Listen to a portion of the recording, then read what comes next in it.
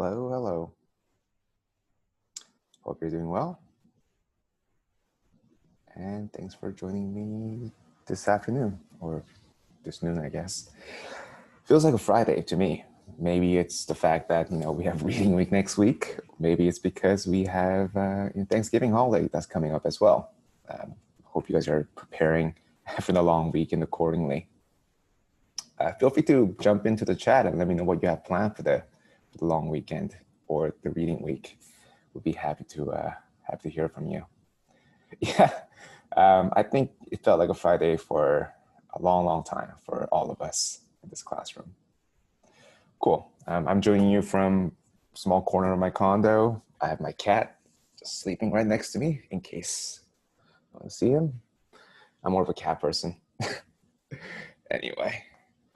Anyway, let's just jump right into it. It's that was it for the preamble. Yep, he'll make some appearance every now and then. It's been rather quiet this morning, so happy about that. Cool. I know we are over encumbered with all these responsibilities and assignments that's coming our way, but just here to remind you that we have a couple things to do in the next couple of weeks. I had the pleasure of connecting with many of you via Slack, Zoom, and email to discuss your problem pitch, problem and solution pitch. I think they're all very wonderful ideas. They're personally motivated. I think they are going to make ripples when it does enter the market, although we are working on a hypothetical project. And it was great to meet each and every one of you via these conversations as well. So don't hesitate to book a meeting with me. Does it get tiring and fatiguing? Absolutely. I sometimes get all talked out, but it's fun getting to know each of you in person. So feel free to book that meeting if you want to get just say hello if you like. So here's hoping that you'll be able to go and submit your PDF documents as part of the assignment number 1 problem/solution pitch. The goal here is not to penalize you for not doing something. It's for me to go and take a look at your documents and see if I can come up with constructive feedback so that I can go ahead and push you along to the next phase where you actually get to imagine what this application will visually look like. So don't hesitate to let me know if you run into any roadblocks. Do let me know if you need extra assistance. Maybe you would require extra time to complete a specific portion of this pitch that you have in mind. I'm more than happy to engage in conversations, so do let me know. And over the next reading week, I'm hoping you'll be able to do some actual reading. And when you come back, you'll be able to let us know what you were able to find out about the topic that you've chosen as part of the research reading group. I've gotten a couple questions about whether this needs to be rooted in strict academic research. The short answer is yes, it should be rooted in reality. It shouldn't be something that you just dreamt up one day. It should be based on various research that has accumulated pertaining to a specific topic that you've chosen. But of course, when it comes to presentation, it doesn't have to be all that stuffy. I think we have a lot of topics that are far out there, and we're just here to learn from each other. So feel free to go ahead and tell us where it came from, how it's doing, how people failed, and let me know. And also let us know, if there's any hope for this technology that you're looking to educate us on. Yeah, I'm available. I don't have anything going on over the reading week. I'll have to do a whole lot of reading myself as well. As you know, I do have a series of academic commitments myself as a researcher. And yeah, I have many papers and homework that I need to do as well. So feel free to go ahead and take a look at the calendar and let me know. Heck, I'm even available on holiday on Thanksgiving, so let me know. Yes, as for the video production side of things, I understand that many of you are familiar with screencasting and putting on audio narration, but if you need some help in getting that set up, feel free to let me know, and I'm happy to engage as well. As far as I know, I think you have access to a Zoom account, at least a free one, if you like. You can just go ahead and have a Zoom call for yourself and simply click on that recording button and see where that gets you. When I say beginning of week 6, I do mean Thursday. I do mean the beginning of Thursday, because what I'm looking to do once we come back from the reading week is to go ahead and compile or go through each of these videos and compile them and cluster them so that I can share them with all of you cluster by cluster. We have about 24 people in this specific classroom. we would have about 6 or 5 weeks left ahead of us by then. So I want to go and highlight 4 to 5 videos that we can go ahead and spend some time to watch on our own time after our initial weekly check-in. So that would be ideal, absolutely. And that's when I'm going to start evaluating each of these videos as well. So it would be great if we could all synchronize at once to make sure that these videos are available to me initially, so that I can go ahead and start distributing them amongst ourselves. And of course, if you require extra leeway or extra time, more than happy to negotiate as well. I'm hoping I'll be able to start my evaluation process for your assignment number 1 entries as soon as this upcoming Monday and Tuesday. So you can expect to hear from me about your entries no later than 2 weeks. So by the time week 6 comes around, you should have some tangible feedback from me and maybe a couple of tough questions that I might be able to pose in relation to your projects. Sounds good? So all in all, assignment number 1, I'm sure you're very well aware of the problem that you're looking to solve, and you're well on your way in developing the pitch. As for RRG video, just go ahead and treat it as an opportunity for you to tell us about this specific topic and tell us what we don't know. Sounds good? No pressure. Great. Before we get started, just an obligatory announcement here. In case of a connection drop off, I'll go ahead and make an announcement immediately via my mobile data on Slack to let you know that I am trying my best to get reconnected. You can go ahead and leave and come back for the recorded session later on. I believe you should be able to stick around in the chat room if possible. And if I keep failing, I'll go ahead and make a formal announcement that we're going to be canceling the session, and I'll go ahead and engage in my own solitary recording session and keep you posted. Sounds good? Just want to put it out there before we get started. Great, that was it for the admin details. Any questions before we get started? Before we talk about the stuffy subject of ethics and economics of digital communication. It's obviously a very stuffy, boring subject, but I thought I would go ahead and point out 3 interesting developments that we have seen in our recent times. Some of you might find it nostalgic, some of you might find it enlightening, and some of you might find it very problematic and even scary. But let's get started. Let's go and talk about the start of consumer e-commerce, followed by the tulip mania, which I'm sure many of you have heard of, and Bitcoins, and at different sides of computer hacking, and what it means to us as people who are using our computers. Great. Let's get started. Whenever we talk about the web or internet, it always goes back to the days of ARPANET, right? When the government commissioned the various universities and military research facilities to combine their computers in the form of a network. And of course, people who are responsible for making these connections are no different than all of us in this virtual classroom. These were computer nerds, computer engineers who really had too much time on their hands and who are without knowing, making all this technological advancements happen by simply tinkering around. And many historians point to the early days of ARPANET as the very first attempt at trying to engage in e-commerce activity. They were able to message each other using their black and white command line interface, which we are all familiar with at this point. And they just basically said, hey, do you want some lead? Yes, I would like that. I'll go to meet you, I don't know, in the cafeteria at 2 p.m. or something. So a lot of people point to that specific incident as the genesis of e-commerce activity.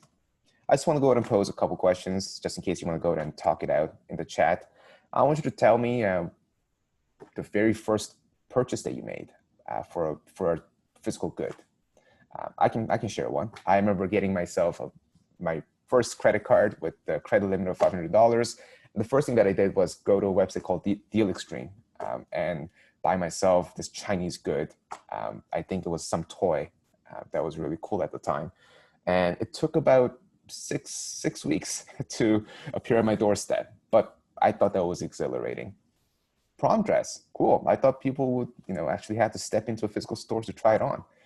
So candies, I never bought an actual edible goods, but here I am looking at the cup of coffee that I actually bought online from Amazon. So Forget about that. CD, yeah, I bought a whole lot of them myself. Jersey, good stuff. Collectibles, sometimes, good stuff. Thanks for sharing those. So yeah, but when all this was happening in university labs across the US, this was our remote commerce experience, right? We would go and dust off old Sears catalog and go look through the stuff that we wanted to buy and simply call in. I know we might be too young to remember any of this, but do we have anybody in this classroom who has some experience in dealing with mail order catalogs? Maybe you called in to a 1-800 number, to buy yourself a ShamWow or something. Avon. I certainly have heard about the infamy of Avon. I saw that a lot of people were suffering through the multi-level network scheme that they were trying to get out of. Yes, good stuff. But I think this is also, hits a different note for us Canadians, or at least people who've been sticking around here in Canada for some time. The hockey sweater, I think this is a classic story of a Canadian child, who just wanted to have a hockey sweater, and his mother ended up buying him a Toronto Leafs sweater instead of the Canadian, and he essentially doesn't get to play the game, the hockey. But yeah, the catalog that's featured in that particular animation and the story is the legendary Eaton's department store one. So yeah, we really don't have much recollection of the mail order catalog given our age and our experience. Well, there's a whole lot of buzz that was happening in the 70s and 80s. We know that France had their own networking system called Minitel well before the web came along. And because this terminal was available for everyone to use, especially for seniors and teenagers for free, it proliferated, especially when it comes to online communication, being able to chat with other people, and also being able to put in orders online. I mean, Minitel was basically glorified a phone book that you can access using your keyboard, but people loved it. And the reason why I personally have a clear experience of dealing with technology like this is because when I was living in South Korea, their technology was definitely lagged behind this European and North American counterparts. So whatever the French enjoyed back in the 1980s, it was actually the technology standard back in the 90s when I was a child in Korea. So I was actually able to enjoy some of the things that were big in the 70s and 80s all the way to the forefront of technology when I had a chance to immigrate to the United States and here in Canada. So that's part of the reason why I seem slightly older when I talk about technology.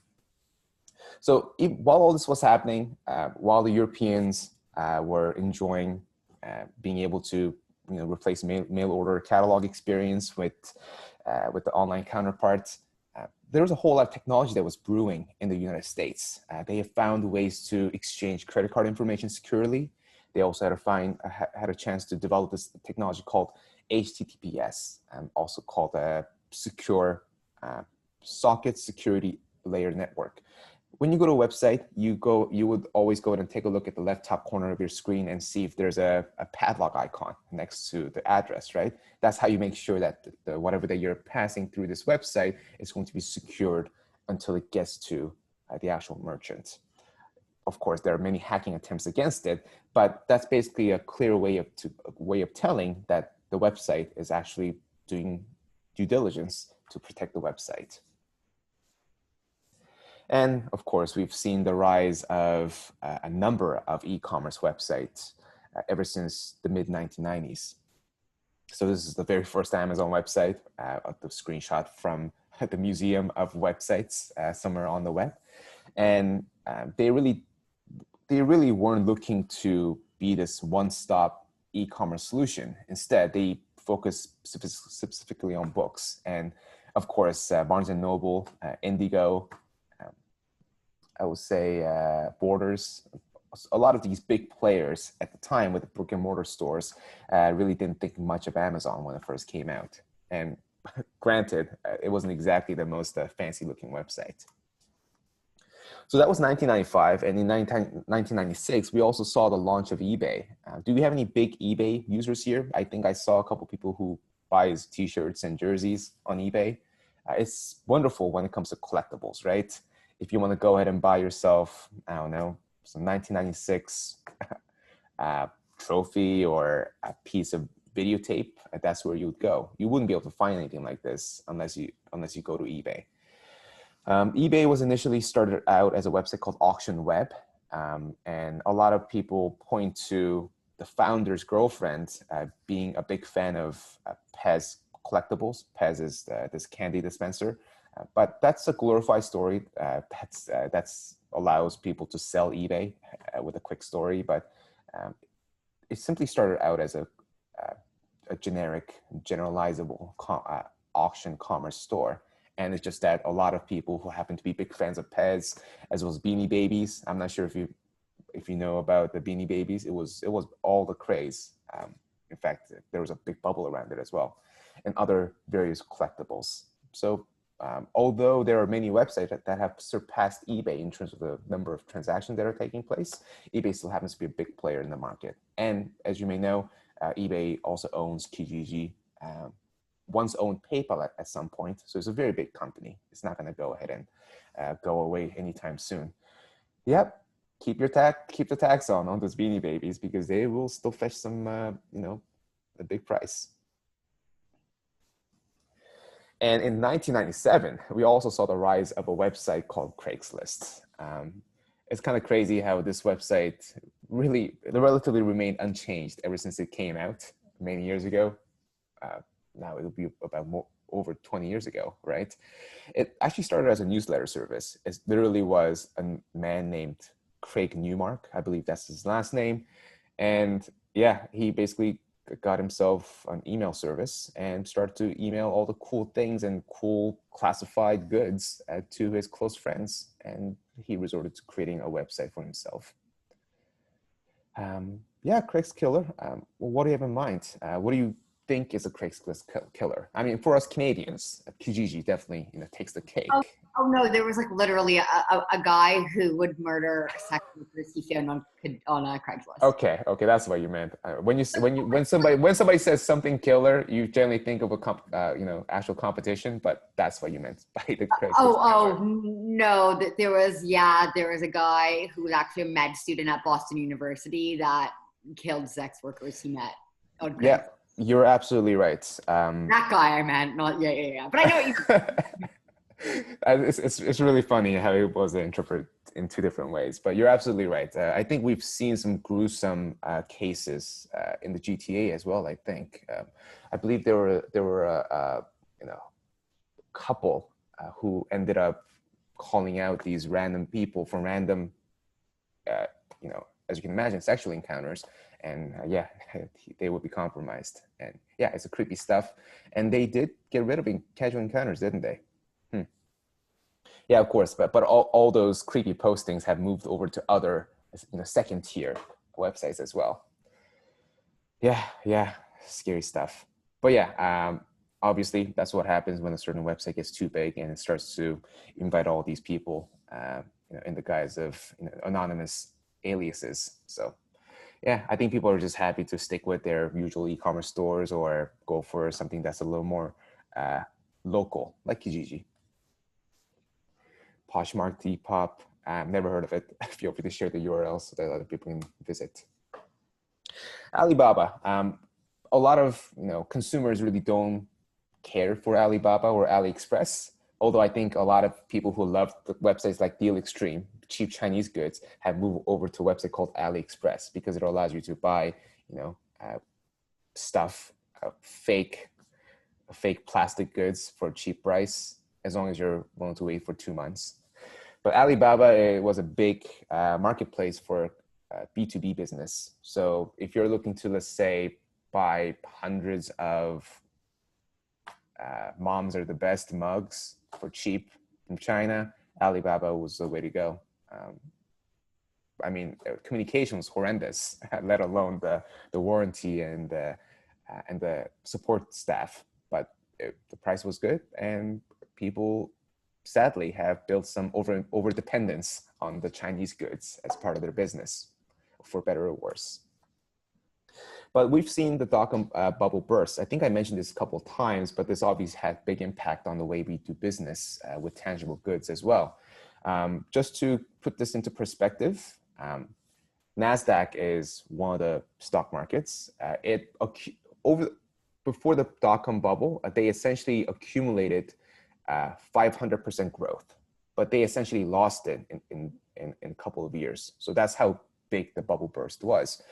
Do you have any stories of anybody who knows anything anecdotal about the bubble burst? Do we know anybody who suffered through the bubble in this classroom? I would love to know more about it. I personally don't have any anecdotal stories to tell with the bubble bursting, but I personally think we're in one right now. So maybe we'll live to tell the tale. But of course, a lot of people, yeah, they're losers and they're winners for sure. Well, I guess the name came to my mind as well. You guys know about Mark Cuban, right? Any Shark Tank fans here? Yeah, Mark Cuban made lots of money during the bubble. He was the founder, I believe, and the CEO of a website called broadcast.com, essentially the precursor to all the online streaming service that we see. I don't think they've done much business in actual broadcasting, but the domain was such an attractive one, and it just ended up, just kept appreciating its value. And Mark Cuban, of course, made lots of money doing it, and of course, in investing in other businesses as well. So yeah, people were basically, staying away from the dot-com businesses for a long time. But while the consumer confidence has eroded, some technologies were here to stay. So PayPal stuck around ever since it came around in 1995, and people kept using this to pass money around. It obviously was a whole lot better compared to Western Union, and when it comes to dealing with merchants, so people loved it. Do we have any big fans of PayPal's here? I like to think that we don't have any big fans in PayPal at this point because the technology is so old at this point. And I'm sure if you had dealt with eBay, sometimes they're not exactly the best to deal with when it comes to support. MoneyGram, I haven't used it myself. I think MoneyGram's pretty big when it comes to international money transfer as well, for sure. So PayPal was sticking around for a long time, and WordPress, which came out in early 2000, made a whole lot of, well, they didn't make any money because they're basically a nonprofit organization, but they definitely made waves in making sure that they're the de facto standard in creating web-based blogs. Do we have any early users of WordPress in this classroom as well? It was easy to get yourself a WordPress website. Simply go ahead and go to WordPress.com and get yourself a nice, pretty old-ish looking blogs, but it was very dependable. Little do you know that WordPress is actually responsible for powering the majority of the websites that are out there. So whether it be CBC, news.ca, whether it be Vogue, whether it be the next Star Wars promotional website, they're all built on the WordPress engine. So WordPress actually has two streams of business. One's called WordPress.com, which is mainly designed for people like us. We're simply looking to get a simple blog up and running, and WordPress.org, which is an open source project that powers a whole lot of consumer facing websites that are out there. So maybe we'll get a chance to talk more about that down the line. Yep, high school journalism, it wasn't easy. I'm sure, the WordPress team is rolling their eyes looking at all these streams of new blogs that have been created just for the sake of getting the curriculum going. And they obviously get discarded after the semester is gone. Anyway, there's still a big player here. And Facebook, do you remember when Facebook used to be innocent? I remember getting an account for my own back in 2008 when it was actually opened up to the public away from Harvard campus. And yeah, things were very innocent. We were just eager to connect with people in our social network, and it certainly has come a long way since then. So these are some of the things that were popping up post dot-com bubble. Yep. I think for me, it was October 2007. Great. So all that was happening, and Amazon was obviously building its reputation, and they start to make this thing along with other retailers. Other online retailers, of course, called Cyber Monday. I don't think Cyber Monday is a thing anymore, but people still like to push it around. So just to get us, spend more money. And of course, this day was obviously, invented to combat or to compete against the retail stores and their Black Friday sales. And of course, Amazon has now has their own thing, right? Prime Day. I think it's coming up October 13th. Mark your calendar. Great. So all this was happening, and we were starting to see an overabundance of platforms that the merchants are expected to choose from. Yeah, absolutely. We'll see how the retail stores fare this upcoming Black Friday. We'll see how it goes. Yeah, absolutely. We know that many companies have moved on from just having a retail presence over to having a pretty robust online platforms as well. There's one company that fell behind and ended up filing bankruptcy, and that's Toys R Us. I don't think Toys R Us would have been able to survive coronavirus anyway. So I'm not sure. I'm not sure if I want to call it a silver lining, but I think it was doomed to begin with. Anyway, back to platforms. There's a whole lot to choose from. So, do we have any online merchants in this classroom? Anybody work on stuff, sell things on Etsy? Maybe you have hundreds of moms are the best mugs sitting in your basement waiting to be sold. There's a whole lot of options out there. You can go ahead and try to sell them off for cheap on eBay. You can go ahead and get yourself an Amazon merchant account and see if you can promote it that way. Or you could go ahead. You could go ahead and set yourself your own website. I see a lot of names Depop here. Never tried it. Maybe I'm really out of the loop. I'll have to go and check it out after this session. Dropshipping company. Yep, a lot of people try to get into the dropshipping game, and everything fell apart for many people after the coronavirus. Yeah. So the merchants are dealing with overabundance of choices, and PayPal was also facing a pretty big competitor called Stripe. I wouldn't be surprised if you haven't heard of the name Stripe, because it actually works in the background under the hood, but it's responsible for a lot of online websites out there. Shopify once had a partnership with Stripe. In fact, everything that you bought through Shopify-based stores would go through Stripe. They would have a revenue sharing mechanism between the two parties. But Stripe came along and basically stole the hearts of many developers out there.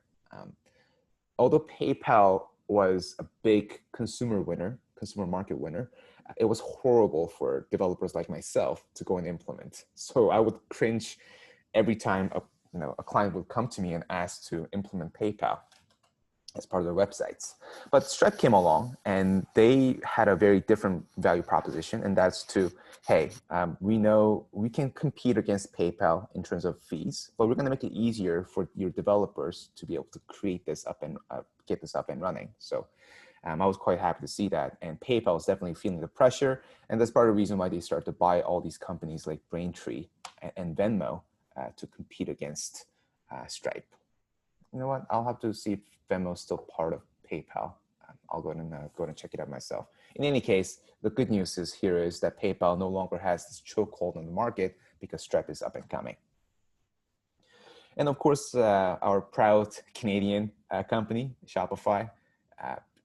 As you may have seen, Shopify has been undergoing this explosive growth over the past year, and that has only accelerated thanks to the COVID outbreak and, of course, the open support by the government.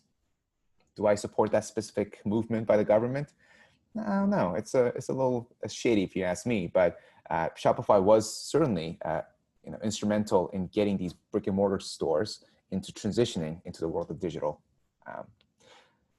I feel like everybody has a friend or family member who works at Shopify. I can already count 7 on my fingers right now. But yeah, it seems like Shopify is treating their employees well. It seems like it's doing what it needs to do to grow. So I'm happy to see that. So that's one Canadian blip that's making some waves here. What's the novelty of Shopify? Well, they were able to essentially combine the website presence, momsthebest.com, plus the actual product catalog and the actual payment platform in a single product. And it was quite cheap to use. You get 30-day trial, and you'll be expected to pay about $29 per month to keep this up and running. And yeah, they were able to scale really well. And a lot of web developers were sad to see Shopify exploding in growth, because that's another revenue stream for these small-time web developers in terms of doing their business. And Instacart. Do we have any users of Instacart here? I personally haven't used it myself. I like to choose my own fruits, and I certainly haven't had a positive experience myself just yet. But yeah, Instacart is also making waves. In fact, there was a survey where the Metro workers actually mentioned that they actually saw more Instacart people than the actual customers roaming about the store. So that was interesting. Yeah, it seems like it's basically on that sharing economy spectrum of things, where people are doing things on behalf of their customers. Cool stuff. And of course, this has been embraced by many stakeholders like Loblaws, as well as Metro. Although I think they've rolled out their own side of things at this point. So we don't know what commerce is going to hold for us post-virus, right? I remember stepping into Costco not long after this whole thing hit us, and couldn't buy a single roll of toilet paper. Not that I was, not that I went in looking for it, but it was actually shocking to see all their stocks gone away. And life certainly is in flux. We don't know what's going to happen with e-commerce, but we'll see what happens. Feel free to go and share any horror stories that you saw when you stepped into a brick and mortar store shortly after March or April. I'd love to hear from you. So great. So that's the first talking point. Let's go ahead and quickly touch on the other two talking points here, from tulips to digital coins. We're going to talk about why tulip is relevant towards the end of this talking point. But let's go and start with the way people spend their money and the way they gamble online. Here's I'm just looking at the chat here. Sorry. Novelty toilet paper. How novel could it be? Like, does it have like face of like Donald Trump or something, or your favorite, or your favorite politicians and your celebrities? Yeah, of course. Yep. I'm sure those people made lots of money at that point. Anyway, back to gambling. Gambling has been around ever since the invention of money and the invention of incentives. And it was easy for these online casinos and sports betting to move over to the world of web. I'm not sure if we have any big gamblers here in this classroom. You don't have to admit it if you don't want to. But yeah, spending money has certainly become a whole lot more accessible with the rise of mobile devices and powerful computers. And of course, sports betting certainly took a bit of a hit when the COVID hit as well. So we're going to talk about what people start to spend their money on. It's not like children were, completely safe from this temptation of quote unquote gambling. Do we have any big fans of trading cards here? I remember collecting trading cards myself, but even as a kid, I thought it was a pretty big bad business for children.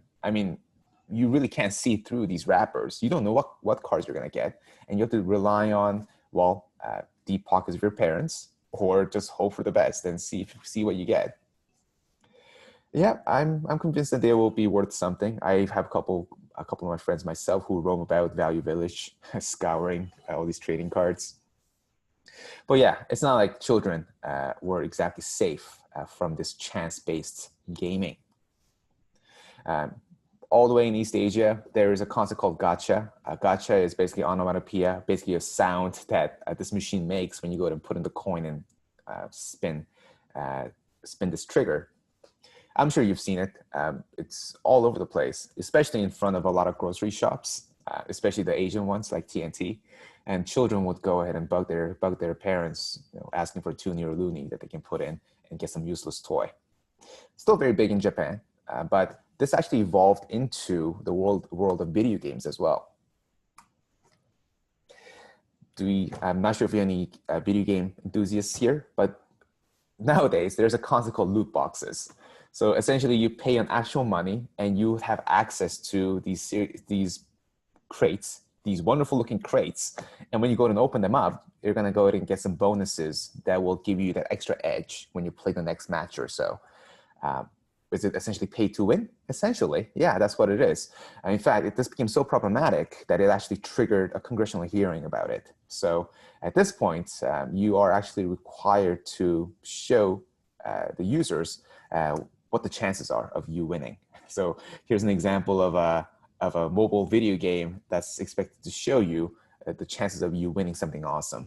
From what I can see, you have 0.3% chance of getting something useful. That means you have to go and buy this loot box 3,000 times to get 3 good items. Ridiculous stuff. Yeah, gacha is a really big thing. It's ingrained in popular culture of the various countries in East Asia, and Japan obviously was at the forefront of it. In fact, they're really good with vending machines too. So while all this stuff was happening, everything seems fun and games, right? Because people are playing quote unquote responsibly. Loot boxes are not going to kill anybody. But we saw the rise of Bitcoins. Not sure if you're any big fans of cryptocurrency here. Feel free to drop it into the chat. I would love to see if you have any portfolio that you have going right now ever since the rise of Bitcoins. Oh, everybody seems to be in the Bitcoin thing. That's great. I would love to see your thoughts on their obsession with it and what they tell you. So feel free to go and drop that into the chat. I'm curious. But let me go and try to explain to you what Bitcoin is. You might think it's ridiculous. So essentially, back in 2008, this anonymous poster who goes by the name of Satoshi Nakamoto, it's obviously a pseudonym because this person hasn't been found just yet.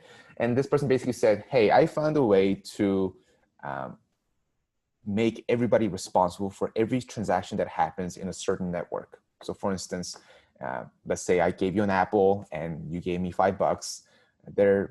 He essentially crafted this idea where all our transactions will be recorded in the most transparent fashion possible. So that sounds a great idea, right? Because that sounds like it's going to have some relevance in the world of accounting, in the world of banking, et cetera. And on top of that, he also said, you know what, I also invented this digital currency. There's only a finite number of dollars that you can find in this digital currency that I made. The only way for you to go and gain access to this currency, which I'm calling Bitcoin, is by solving a mathematical problem. So let's suppose this hypothetical currency that he made asks the person, hey, what's 2 plus 2? And you will be able to go and say 4. 4 is the answer to that question. And this Bitcoin system will say, hey, that's great. Here's $1 of Bitcoin. And next time another person comes along and says, hey, I want another Bitcoin. Can you go and throw me a question? And that Bitcoin will go and say, okay, instead of 2 plus 2, I'm going to go and ask you something more difficult to answer. What's 2 times 2? And 4 plus 2 over 2, et cetera, et cetera. So this question becomes more complex and harder to solve as Bitcoins become distributed amongst the public. You see what I'm getting at? So it obviously gets a lot more difficult to mine these Bitcoins as people are clamoring to get access to these Bitcoins. Now, do these Bitcoins hold any inherent value? The answer is no. It doesn't. It really doesn't do anything other than giving you a level of satisfaction, right? But people got hooked. People thought, hey, this thing might be worth something, and they start to have a bit of a gold rush. Some people start to invent machines that's going to automatically solve these questions. People start to mortgage their houses to bet on this Bitcoin. Things were going crazy. So Bitcoin itself inherently doesn't have any value to it. It's essentially this static fragment, or essentially the proof that you solved the mathematical question, and you're simply holding on to it until somebody comes along and wants to buy it off of you. Make sense? Great.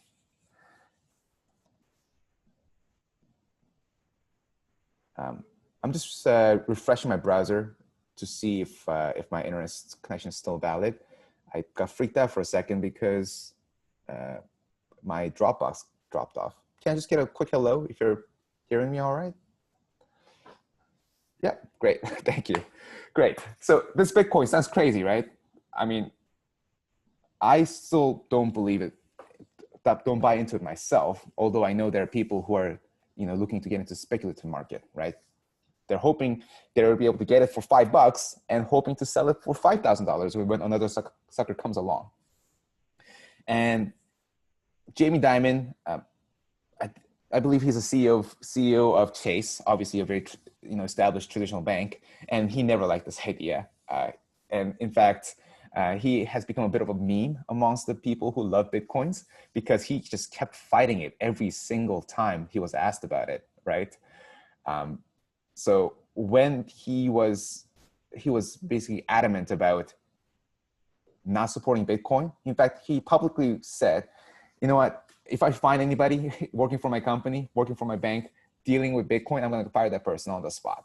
So just to prove him wrong, the value of it just kept skyrocketing. And at this point, he basically gave up saying, you know what, Bitcoin, I guess, is here to stay. I think they're still suckers, but we'll see where it goes. So just to give you a perspective of how big this inflation curve was, if you want to buy yourself a pizza, you had to pay 10,000 Bitcoins at the time. And I'm not sure when that exactly was, but that's how worthless Bitcoins were. But at this point, that would equate to $80 million in USD.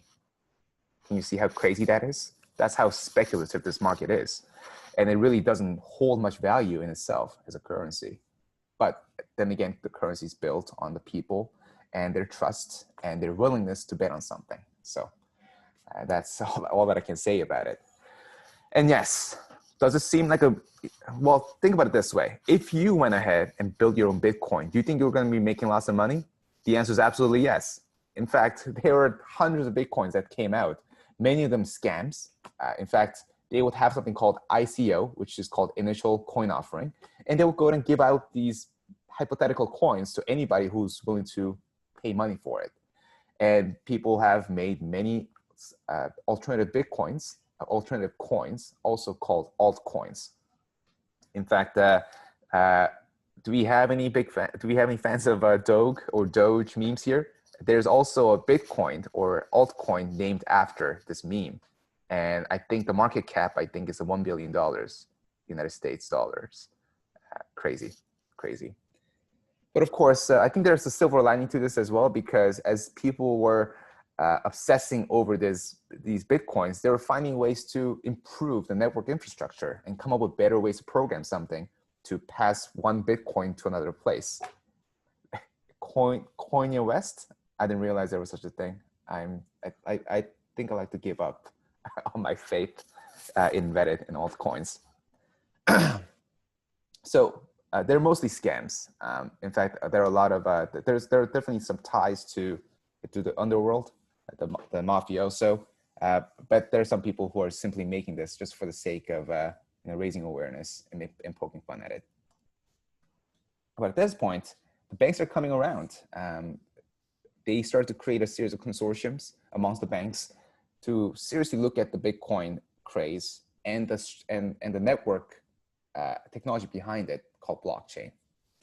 So remember when I mentioned that Bitcoin is built on this structure or this infrastructure that's designed to promote transparency and a level of rigorous bookkeeping? Well, that's what the banks are focusing on. They don't really care about the currency that they have going on with the Doge and everything, but they were interested in this concept called decentralized ledger, and they are putting a whole lot of money into it. So yeah, that's how the speculative market has essentially entered the 2010 era. Feel free to let me know if you have any extra opinions about Bitcoins and other digital currencies or quote unquote cryptocurrencies. Great. So let's go ahead and fast forward to 2020. We saw a release of an application called Robinhood. Do we have any users of Robinhood in this classroom? It's essentially an easy to use application that allows you to use your real money to invest in actual companies. Were there other platforms? Of course, there was Questrade.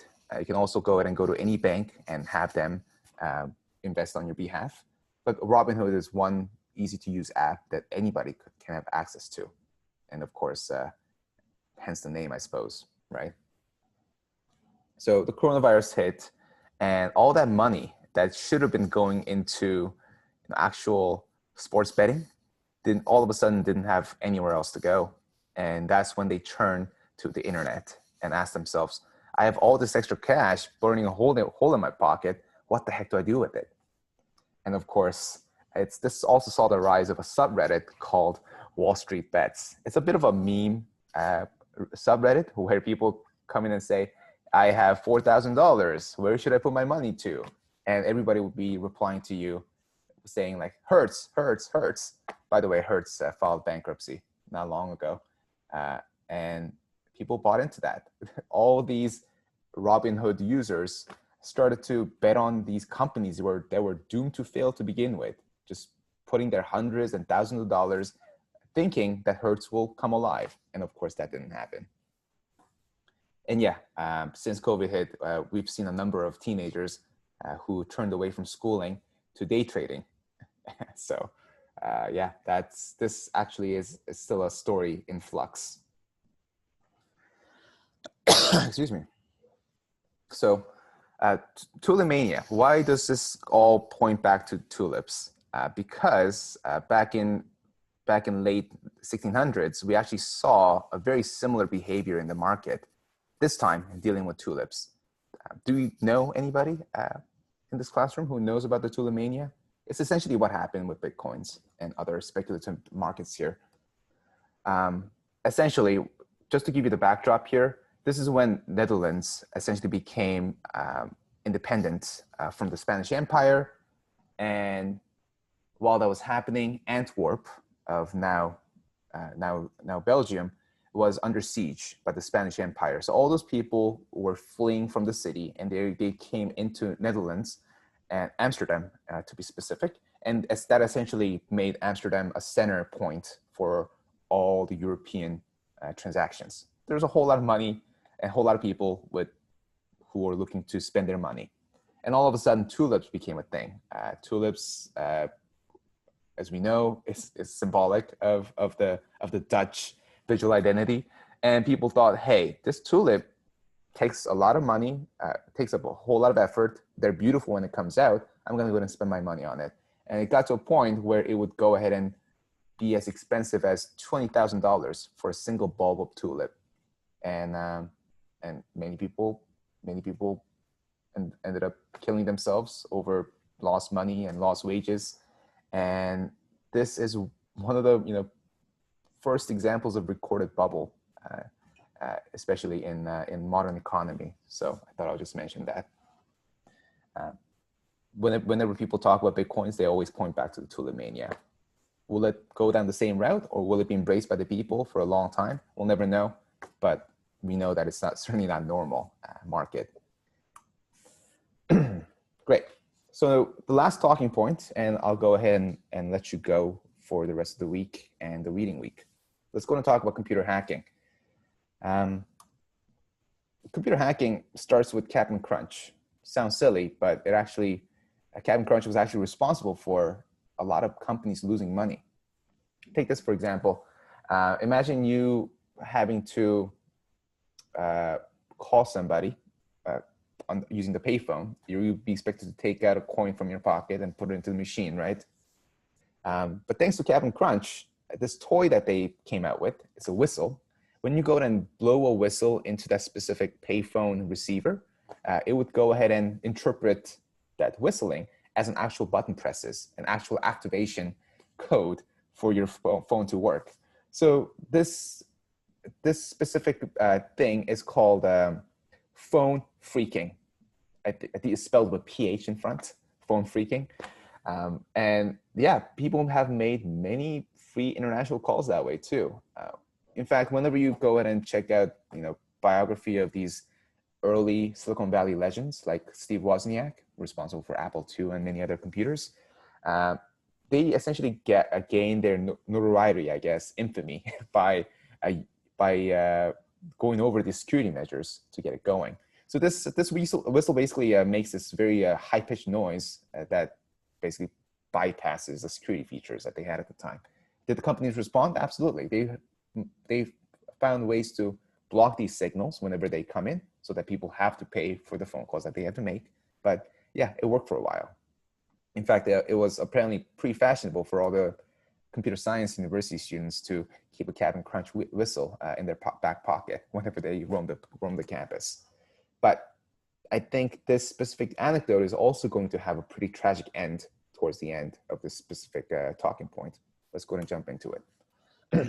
Like I said, ARPANET and university campuses were full of young, easily excited by technologies kind of nerds. And that's where the hacker culture was born. They're obviously not aware of the complexities of the world out there. They're innocent in the sense that they love the technology and they want to do anything to subvert the establishment and bring the system down, right? And things got serious when these university college students got out of school and started to delve into actual corporate systems. So we've seen the rise of security hackers who would be able to find vulnerabilities in the various corporate systems and start to quote unquote hack into it. So this would have been a typical photograph of the 70s and 80s hacker, just typing away on his computer. Now on top of that, there really wasn't much education that was happening in the world of IT security, right? You could go ahead and send this pretty generic looking message to a receptionist who holds all the passwords of the system, and this person would unknowingly click into the link and type away the password, and your entire system's compromised. Do we have any stories of phishing in this classroom? Yeah, by the way, this particular practice is called phishing. You're essentially phishing for attention and phishing for their passwords as well. As you're in Prince, yeah, I've received many emails that way in the early days of the web. But that's certainly a lot more involved, right? Because you have to like send this person money, and that person will go ahead and like write into distance with your money. But a lot of people would be able to tell right away that this is a hoax. Yeah, a lot of sad stories here. CRA, absolutely. We've seen many Indian call centers being incriminated for those crimes. Yeah, investment opportunities. There's certainly a lot more involved in terms of phishing, but this phishing can be as simple as creating a website that looks trustworthy enough and getting you to pass the password for it. Yeah, we had a lot of CRA victims here in Canada as well. I mean, I was once a victim as well. I clicked on the email from TD Canada Trust, and I didn't care to look at the top left corner of the screen and make sure that the address is correct. And I ended up giving away my credit card information. And I really didn't care much for it because that credit card limit was just terribly low. It was the credit card that I mentioned before, the first one that I ever gotten. And I got a call from TD asking me why am I buying a box of Krispy Kreme donuts in Milwaukee? Maybe that's the reason why I mentioned Milwaukee so many times, because that's the first time I ever, associated myself with that particular American state. But yeah, it happens. It happens to those who are familiar with IT and those who are not, because sometimes people simply don't care to look. I'm not sure if any of you happen to hold any positions, paid or unpaid, at Ryerson, but Ryerson staff actually trick you every now and then by sending you these phishing emails just to test you or to freak you out. And yeah, they'll make fun of you if you go ahead and click on these phishing emails that were engineered to test your knowledge in social engineering. The reason why I mention this is because in addition to being technically savvy with computers, people also have found ways to trick receptionists and other managers into passing their passwords. Here we have a man named Kevin Mitnick. Consider him IT's version of Catch Me If You Can, starring DiCaprio. This man was essentially jailed for 5 years for hacking into a corporate system. It's a company called DEC Computer Systems. And he was arrested by FBI. This is one of the first big marquee case where FBI was involved in capturing an IT personnel, and people were very upset about it. I mean, I think the general public really didn't care for it. They just thought he was a petty criminal. But people in the IT world were outraged about this, and this always has been, a contentious topic whenever FBI talks about computer hacking and homeland security, because they really haven't built a good reputation for themselves. But Kevin Mitnick got out of jail, and he's now working as a consultant. You'll actually see him in a lot of YouTube videos nowadays. I think he's been featured in a lot of tech-related stuff.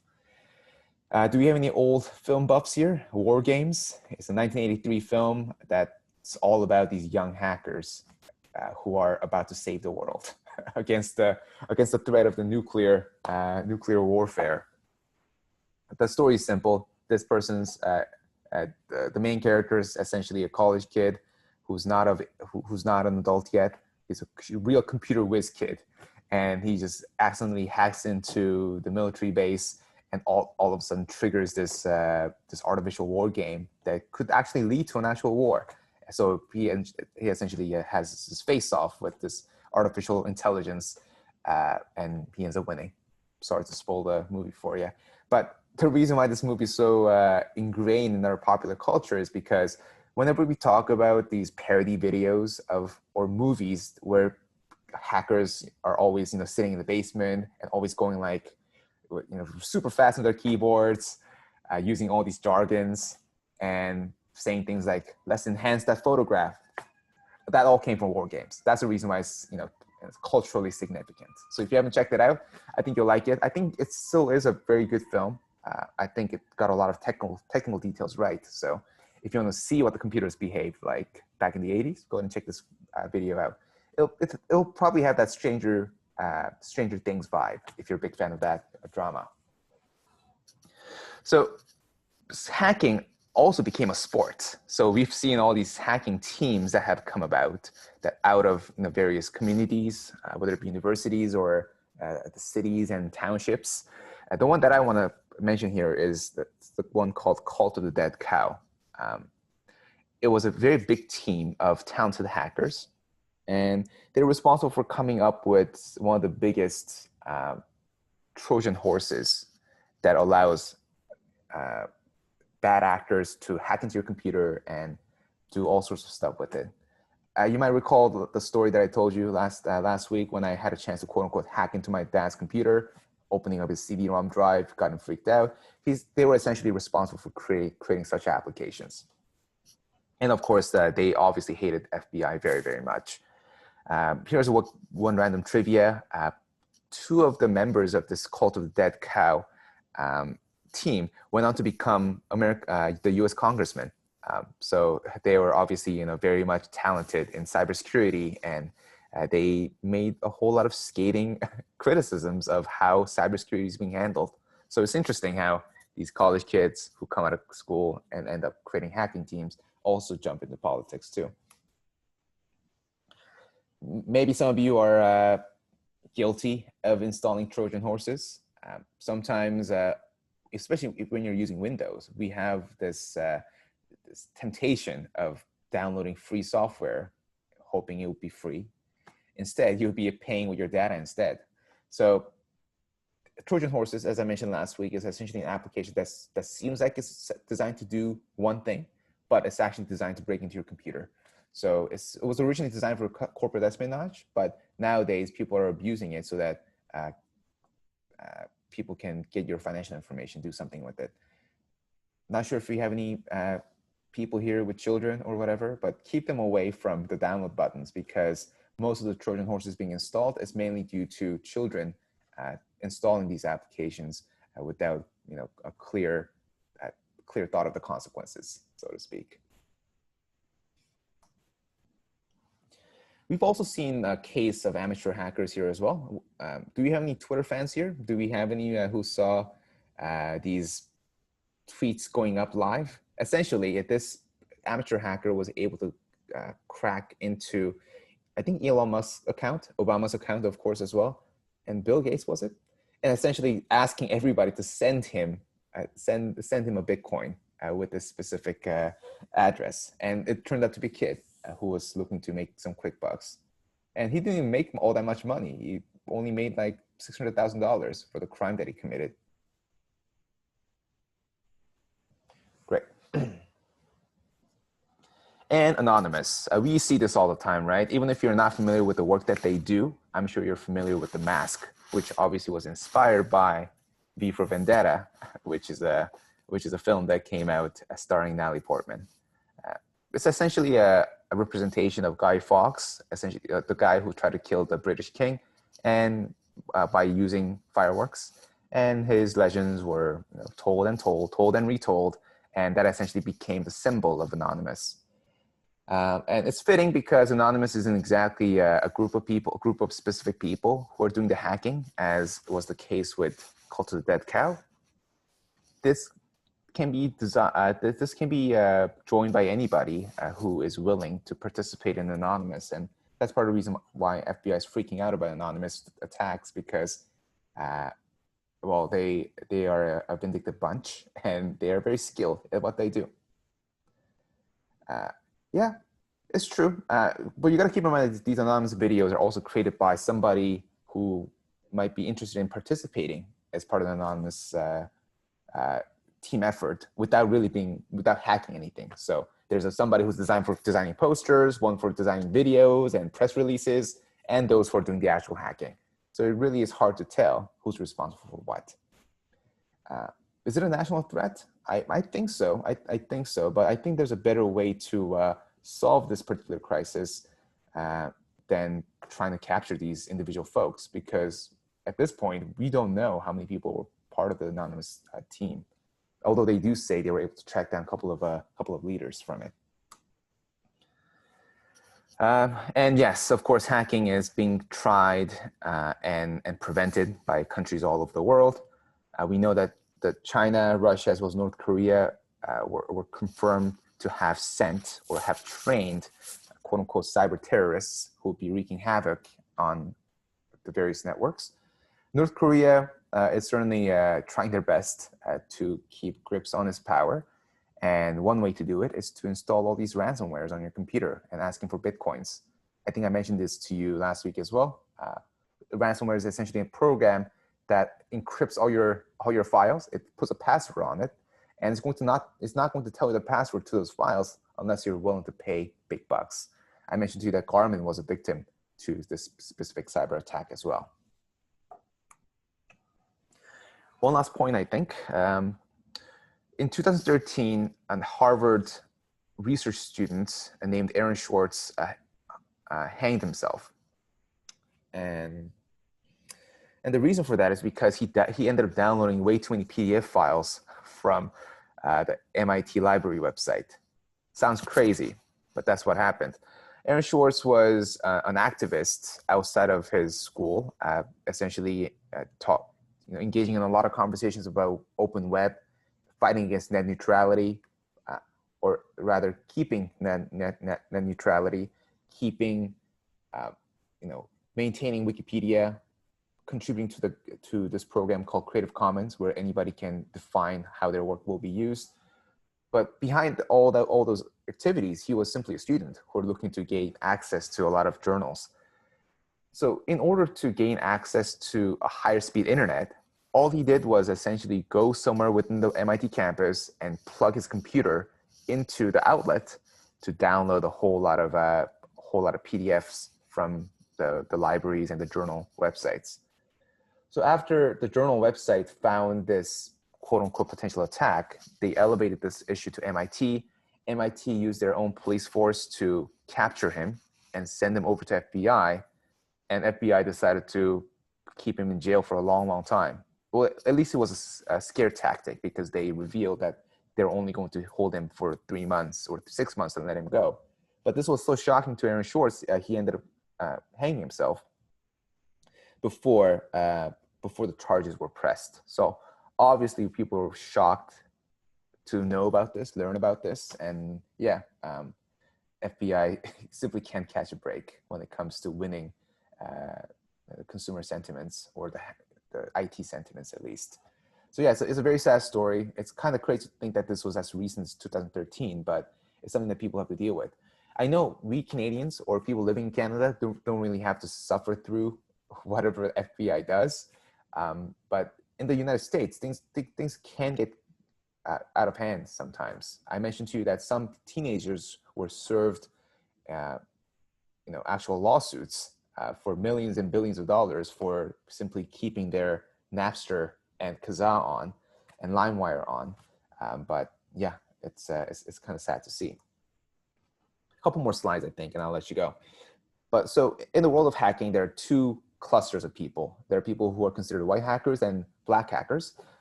As you can imagine, white is considered to be, I guess it's a Lord of the Rings reference, who knows. White hackers, no, that's not true because Gandalf switches colors here and there. Doesn't really matter. White hackers are responsible for checking the vulnerabilities and essentially letting the companies know that there's a certain patch that needs to be made in order to keep the computer secure. And they will be rewarded for it. So there's an actual website where actual quote unquote bounty hunters can actually do the work that they do to inform the companies and get paid for it. Black hat hackers are the ones who are getting into the computers with malicious attempts. And you can go to jail for a long, long time for that nowadays. It wasn't the case back in the 90s, especially the world that I lived in, but that's the way it is. But hacking really did contribute to many things that we're taking advantage of right now. WordPress is based on this hacking culture where they want to create a platform that was open and free. Git, which is a name that many people are aware of if you're into programming, is also out of the hacker culture. And the Linux, which is a server that's running this, running all our assignments and exercises and the slideshow that we're looking at right now. That's also built by Linus Torvalds, who was very much quote unquote a hacker at the time. And hacking doesn't really, doesn't have to be all about breaking the rules. It can also be all about using things in a different way. So what we see in this photograph is a couple of old Game Boys that came from Nintendo. And there are many artists who are using the chips that are being used to create sound in these Game Boys for music, which is very cool. So imagine all those old Pokemon games with all those 8-bit sounds that are being incorporated in actual recordings of nowadays. So that's very cool as well. So yeah, that's all I have to talk to you about today. These are the takeaways. Commerce stuck around for a long, long time, but it has become certainly a lot more personalized and self-organized. Speculative markets, we all seem to have a family or a friend who are really into Bitcoins. Try to talk them down a bit, but it doesn't seem like it'll do any good because these markets have existed back in 1600s and do exist in 2020. They are becoming accelerated with this digital tech dependence. And I think it doesn't hurt to be a little more careful about it. Speaking of Aaron Shorts, who sadly took his own life, Robinhood also saw a surge in these teenagers being so distraught by the fact that they lost actual money, they ended up killing themselves as well. So there's a whole lot of people clamoring to Robinhood, asking it to regulate its behavior. Finally, hacking seems like a lot of people stuck in their basement doing coding away and breaking into people's computers. It was true until the 80s, but nowadays it has become a bit of a culture or subculture where these people who are yelling for personal freedom are trying to bring down the system once again, playing cat and mouse games with FBI and CIA. Cool. Thanks for joining me today.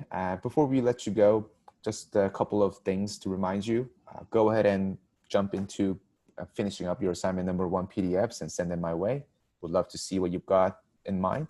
And I'll go ahead and try to come back with constructive feedback and the next steps you can consider for the next phase of the project. I'm looking forward to what you can tell us about your topic of choice. I'd love to learn more about artificial meat. I would love to learn more about dream recording. I'd love to learn about virtual reality. So go ahead and get started on that. Like I said, no pressure. It's going to be a simple 10 to 15 minute sequence of videos where you get to talk about the stuff that you want to talk about. You don't have to show your face. It doesn't have to be video based, as long as you're able to tell us what you have in mind and a couple of visual aids. The course readings, I had a chance to compile a couple of course readings in terms of what it means to be ethical in the world of internet, as well as a couple of articles surrounding Craigslist and what caused this downfall, in addition to, of course, the Craigskiller, all those creepy guys in the casual encounter section. More details on D2L. Things to expect next week. It's reading week. Try to get some rest when you get the chance. And happy reading week, everybody.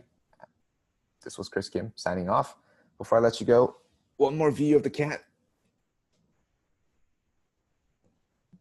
Have a good one, guys. I'll go ahead and stop the recording and upload it onto YouTube for future reference. Thanks, guys.